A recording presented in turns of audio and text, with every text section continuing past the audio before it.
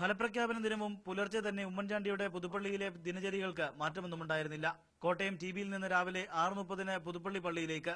പ്രാർത്ഥനകൾക്ക് ശേഷം ബന്ധുവും കോൺഗ്രസ് പാർട്ടിയുടെ പുതുപ്പള്ളിയിലെ ഭാരവാഹിയുമായ ജോർജ് ജോസഫിന്റെ മരണവിവരമറിഞ്ഞ് അദ്ദേഹത്തിന്റെ വീട്ടിലേക്ക്. 7 മണി കഴിഞ്ഞപ്പോൾ സ്വന്തം വീടായ കരോട്ട് വള്ളക്കാലിലെത്തി. പ്രതികരണമാരാഞ്ഞ മാധ്യമപ്രവർത്തകരിൽ നിന്ന് ഒഴിഞ്ഞുമാറി. പതിവിലും വിപരീതമായി ആൾക്കൂട്ടമില്ലാത്ത വീട്ടിലെ തന്റെ കസേരയിലേക്ക് ഇരിപ്പുറപ്പിച്ചു. മൈക്കിന് മുമ്പിൽ നിന്ന് ഒഴിഞ്ഞുമാറിയ ഉമ്മൻചാണ്ടി എന്നാൽ മാധ്യമപ്രവർത്തകരോട് നർമ്മം പങ്കുവച്ചും കണക്കുകൂട്ടലുകൾ പറഞ്ഞും ആത്മവിശ്വാസത്തിലായിരുന്നു.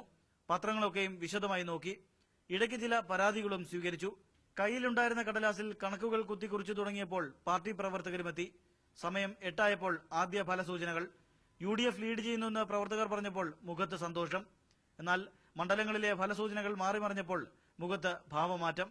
വിവിധ UDF സ്ഥാനാർത്ഥികൾ അതിനിടെ ഫോണിൽ. ഇടയ്ക്കെപ്പോഴോ പുതുപ്പള്ളിയിൽ ജയമുറപ്പിച്ചുവെന്ന് പ്രവർത്തകർ അറിയിച്ചു. കാര്യമായി ഗവനിക്കാതെ വീണ്ടും കണക്കുകൂട്ടൽ. അതിനിടെ ജയമുറപ്പിച്ച കോട്ടയത്തെ സ്ഥാനാർത്ഥി തിരുവഞ്ചൂർ രാധാകൃഷ്ണൻ കൂടിക്കാഴ്ചയ്ക്കെത്തി. സന്തോഷം പങ്കുവച്ചും ആശംസകൾ നേർന്നും മടക്കം. ഇടതുതരംഗം സംസ്ഥാനത്ത് ആഞ്ഞടിച്ചുവെന്ന വാർത്ത ചെവിയിൽ ആരോ കൊടുത്തു. ടെലിവിഷൻ ഒരു തവണ പോലും നോക്കാതെ പേനയും കടലാസും മാറ്റിവെച്ച് പരാജയമറിഞ്ഞ് മാധ്യമങ്ങളോട് പ്രതികരണം. ആരവങ്ങളില്ലാതെ കരോട്ട് വള്ളക്കാലിൽ വീട്ടിനുള്ളിലേക്ക് ഉമ്മൻചാണ്ടിയുടെ മടക്കം.